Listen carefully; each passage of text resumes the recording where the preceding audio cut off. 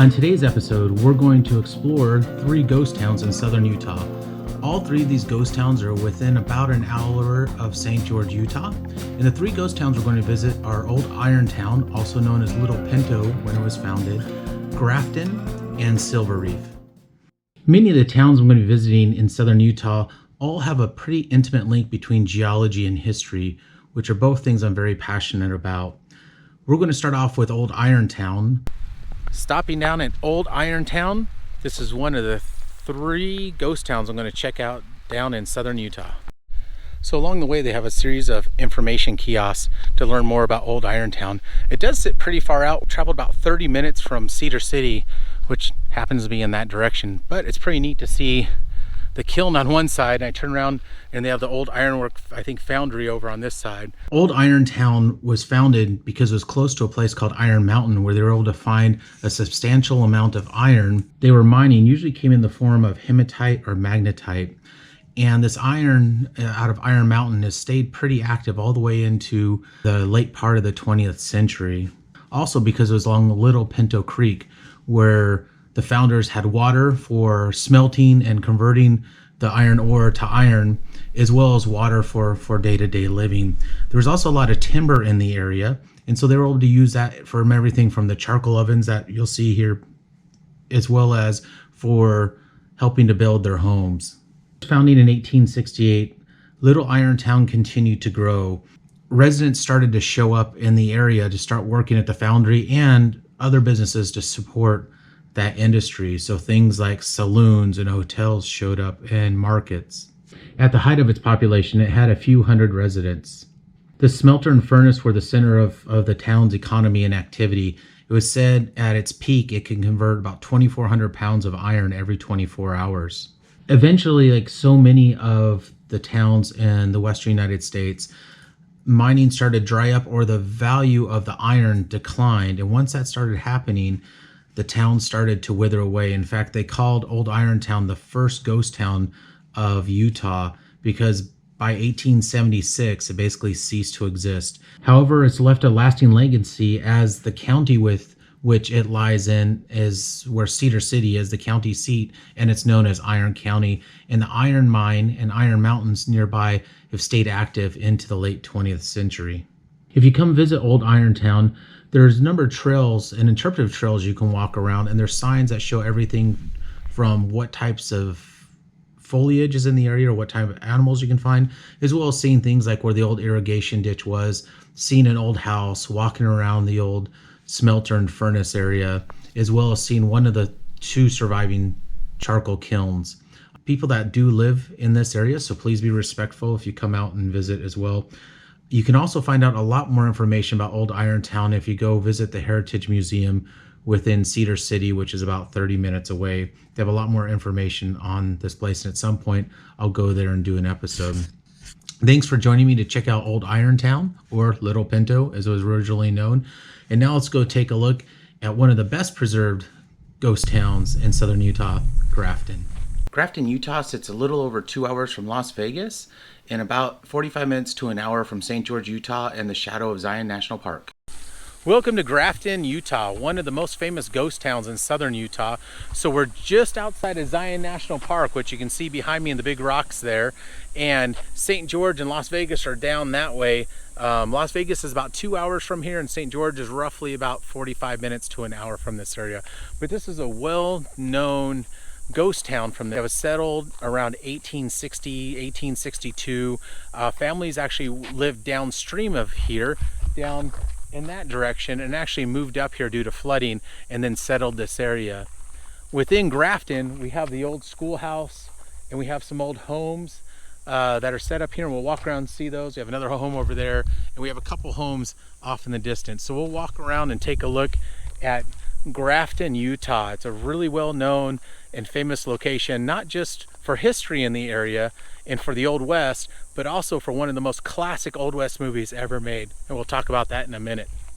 So here's a little bit about Grafton, Utah. I'm glad they have a signboard here. You can see it said founded 1862. However, the original town site was actually down south a little bit where they actually lived, and you'll see there's 5 families that lived in 1859 down the Virgin River, and that's the river that's just on the other side of these trees here that runs from Zion National Park off in the distance. It's actually the river that helps carve Zion and then comes down and comes past this settlement here. So walking up to the old schoolhouse, pretty neat looking. I don't know if these doors are open or not. Let's see if we can actually go into the old schoolhouse. Nope, it looks like it's locked. It says look inside, use the stair. Oh, use the stairs. Okay, we'll go take a look at that. So here's looking on the outside of the schoolhouse, and it says walk up the steps to take a look inside. So they have information here about the people and places in Grafton. What's interesting is we take a look at this picture, you can see the schoolhouse, and right next door is the El Dorado Saloon, which would have existed right through those windows over there. I guess that's for the teachers when they were having had a bunch of tough students that day. They could walk right over to the saloon. That's pretty interesting to see those two next to each other. It's a pretty good sized building, especially for something built in the late 1800s. So let's go over to this old house here, and what's fascinating about this house, some of you may recognize this who are Old West movie fans, and may recognize the scenery in general with Zion National Park in the background. This is going to be a bit of movie history, which is a little different than what I try to aim for, but I find it fascinating is I can stop here, turn around, and as I turn around, anybody who's a fan of Old West movies and Robert Redford may recognize this area. So when they filmed Butch, Cassidy and the Sundance Kid, this is the location they used for when Butch, Cassidy and Sundance were hiding out with the teacher. I think her name was Etta Place. This was the home in the area they used.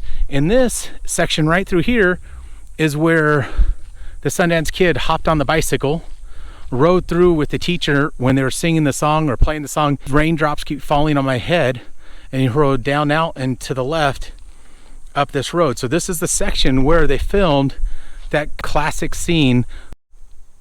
So we're going to go check out the Alonzo Russell house, and this was built in 1862, and we can actually walk through it. And so this area is totally free if anybody comes out here, and it's fascinating both from an actual history point of view, but as well from a movie history point of view. So let's go ahead and walk in. They have these adobe style walls and an old fireplace, and then a couple of rooms on either side. And then it looks like they had another fireplace. So this must have been a pretty well-to-do family. This is a pretty nice house for the 1860s. You can see the old roof and the old brickwork. Oh, it's neat. The mud brickwork, squeaky stairs. And come up and see, oh wow, the loft.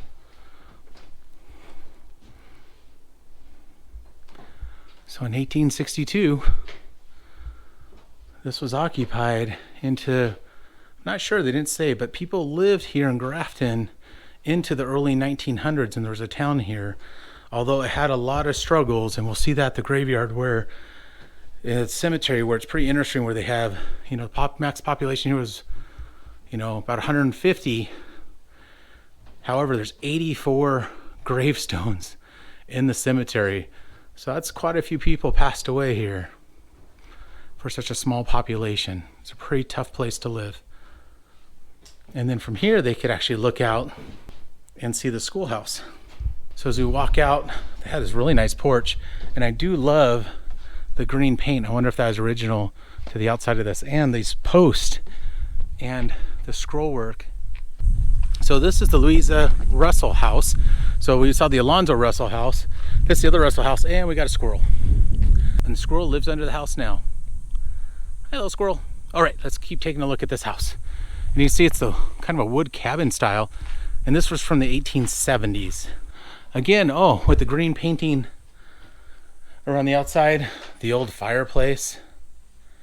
It is so amazing that we can walk into these old buildings and explore this old ghost town here in southern Utah. And this is probably one of the most famous ghost towns that's down here, and probably one of the most well preserved. We're going to go take a look after this at Silver Reef Ghost Town. And we've already gone to Old Iron Town, which you can see wasn't very well preserved, but this town It is pretty well preserved. So this old building was built by Alonzo Russell across the way for his wife to use. They said she had the first weaving loom. I'm not sure why she needed a separate house, but she did. So he built a separate house for her between, it said 1873 and 1879. Let's go ahead and look at the last house here. Here's the wood home from 1877 again, with the green doorways around it. I look at the other porch for the wood home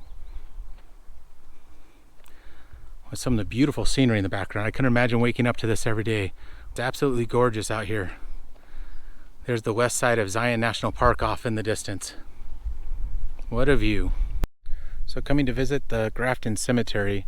This was set up from 1862 to 1924, and they actually have a brochure with some information in here. It actually talks about the orders of deaths. The earliest was Joseph Field in 1862, and the last, according to this, is Maria Russell Jones, 75, in 1924. So now I'm inside the Grafton Cemetery, and you'll see these old headstones from 1862 maybe, 1871.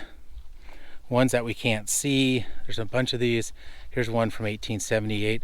One of the things that's really interesting here is earliest death was recorded in Grafton in 1862.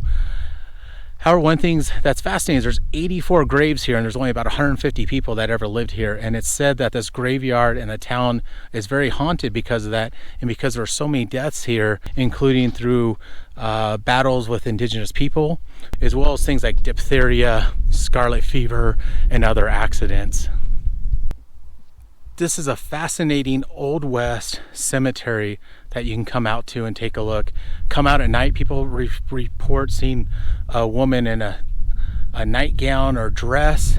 People report seeing lights and hearing children crying out here. So those who are in the paranormal, that's beyond the scope of my channel here. I'm more interested in the history and sharing these places with you.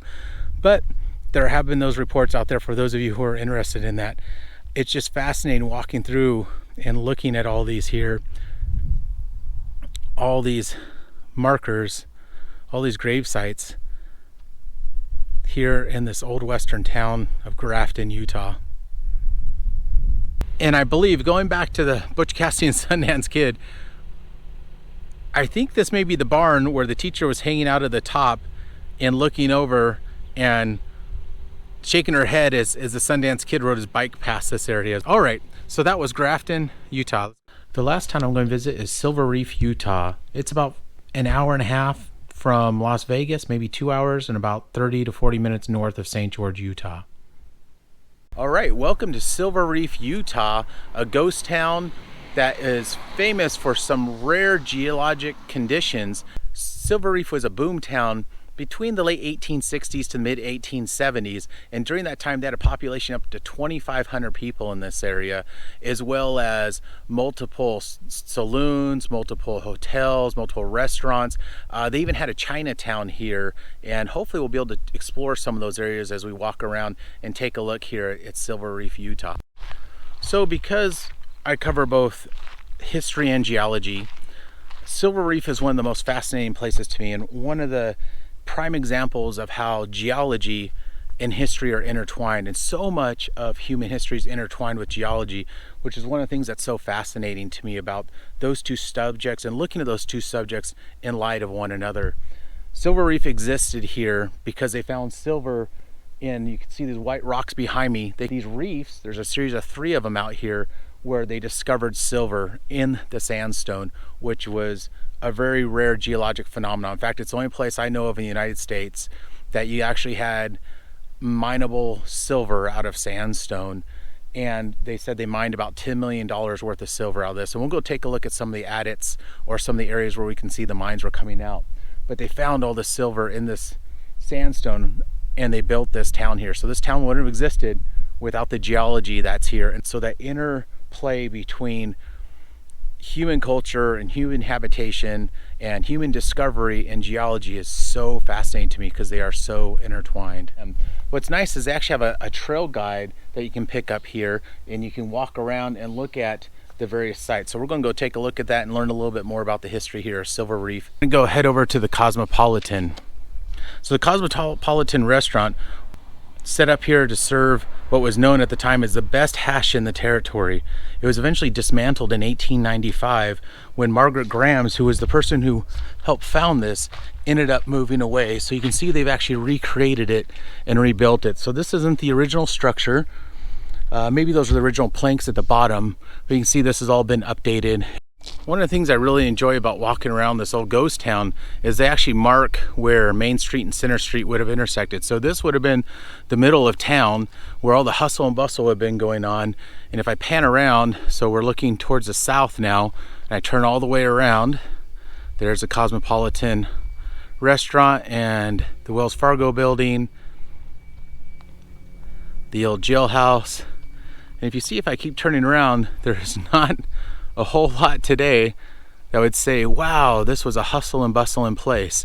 Look at the size of this smaller jail. So of course, back in the time, you know, this would have housed everything from rowdy gamblers to drunks to maybe horse and cattle thieves. Hopefully they didn't have too many people that were in here at any one time. So this is what the inside looks like. It's about 11 by 11, it says.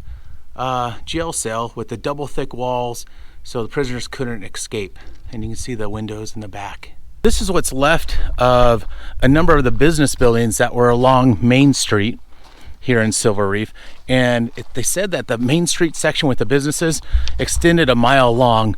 So can you imagine seeing businesses extending that direction and then of course going down that way as well? And all that's left are these stone walls. It says that used to have nice beautiful archways on these, but of course they've fallen down over time. So on this corner we can see the remnants of a building in here that connects over to where we saw the business buildings and some other buildings behind. Apparently this was a famous hotel known as the Harrison House, and they called it the Waldorf Astoria of Utah Territory. It was a 2-story size structure with what they said was a 5-star restaurant and a grand piano. There were a total of 45 rooms here. Unfortunately, it was destroyed by the fire in 1879. So as I continue walking around, one thing I notice is you can see where the old foundations are for multiple buildings. You'll see they just line these buildings one after another, and they just built side by side, similar to what we saw up in the business district. Probably would be quite the sight riding from out in the mountains or coming from the mines, coming here and seeing this downtown area, especially with 2,500 people here. That had to be one of the largest populations here in Utah at the time. So this was quite the metropolitan place. Where you can see the Cosmopolitan was, where the Wells Fargo Express building was at. And so in this spot was the old Elkhorn Saloon. And there's a famous shootout that occurred here between a sheriff and a miner. It's like Old West story, people hanging out in a saloon, there's a disagreement, they step outside, they draw their guns, and actually both people ended up dead after the disagreement here where the Elkhorn Saloon used to be. Just down the road, if I turn around from where you can see the Wells Fargo building and where we walked up by the old jail out in the distance over there, if I come down here, this is labeled as the old Chinatown area. So as workers who came over from China to the United States who were working on the railways completed the railways, those communities would try to find other places to go, and these boom towns were ideal places to try to make a living. So there was actually a fairly large Chinese population that was here. So there was actually a Chinatown that existed where I'm standing at today. This bank has a lot more history than just what it's associated with Silver Reef as a bank. So like so many buildings in this area, as they started becoming dilapidated and people started abandoning some of these areas, some people still chose to live here. And this was actually the house of a very infamous outlaw and a very famous person by the name of Ann Bassett. And in the 1950s, Ann Bassett lived here. So she was known as the Queen of the Rustlers, and she used to ride with Butch Cassidy and the Sundance Kid.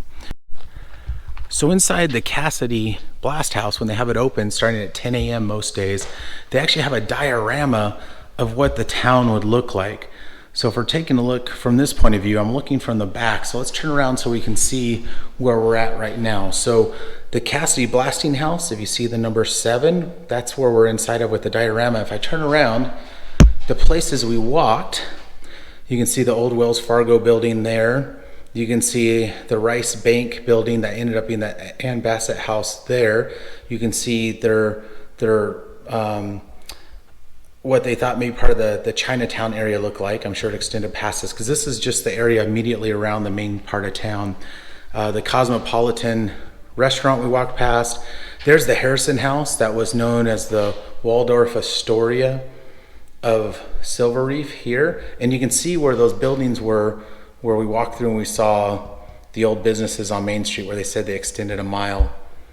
So across the gully, we can see the remnants of an old mill that extended. You can see the rockwork from on that side all the way over across to where you can see the chimney over on that side, and you can see the mine where they're probably pulling the material out of up above it. This is known as the Barbie and Walker mine, and here's some pictures of what that used to look like up on the hillside. So you see they use those rocks, that rock wall across the way, we can see over there, had houses on top of it.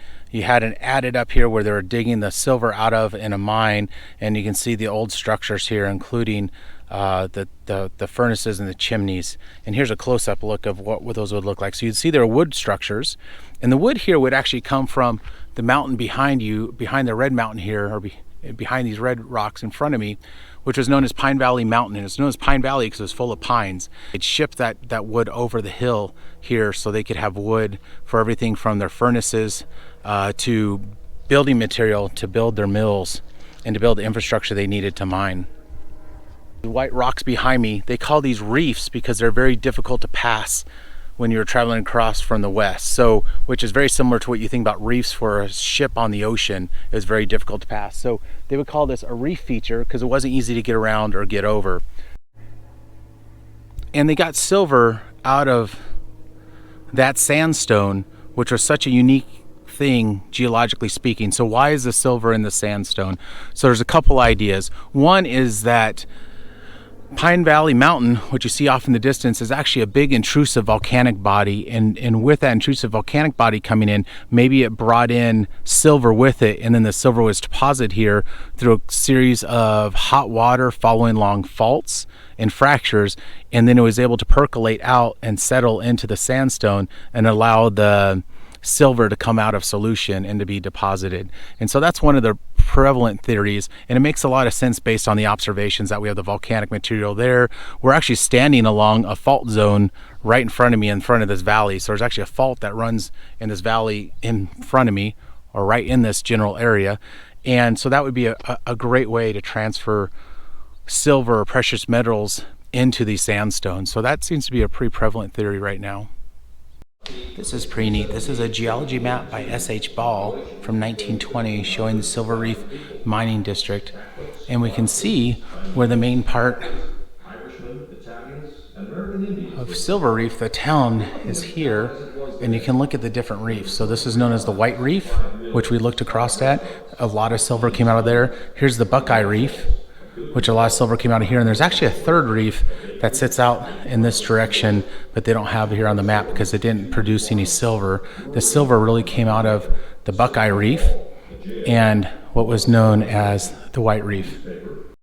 Couldn't think of a better place to wrap up this tour of some of the southern Utah ghost towns than here in front of one of the old mining relics behind me, where they're mining here in Silver Reef, Utah.